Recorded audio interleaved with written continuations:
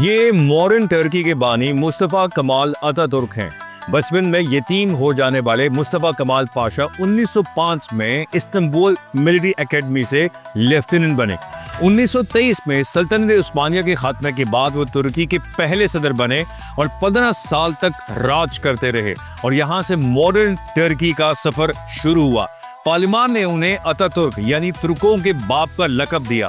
یاد رہے کہ مصطفیٰ کمال اتا ترک صرف ملٹری لیڈر ہی نہیں بلکہ وہ میتھمیٹیشین بھی تھے۔ انہوں نے جیومیٹری پر ایک کتاب بھی تحریر کی۔ مصطفیٰ کمال نے اپنے دور میں شرعی عدالتیں بند کی اور سیکولر لاز امپلیمنٹ کیے۔ قدیم مدرسوں کی جگہ ماڈرن سکولز بنوائے۔ عربی رسم الخط کی بجائے لیٹن الفابیٹس میں ترک زبان کو فروغ دیا۔ اتا ترک نے روایتی ٹوپیوں پر پابندی لگائی، خواتین کو مرضی کا ڈریس پہننے کی آزادی دی، خواتین کے کام کرنے کو سراہا جانے لگا۔ خود مصطفیٰ کمال کی اڈاپٹ کی ہوئی بیٹی سبیہ گوکچن صرف ترکی ہی نہیں بلکہ دنیا کی پہلی خاتون فائٹر جیٹ پائلٹ بنی۔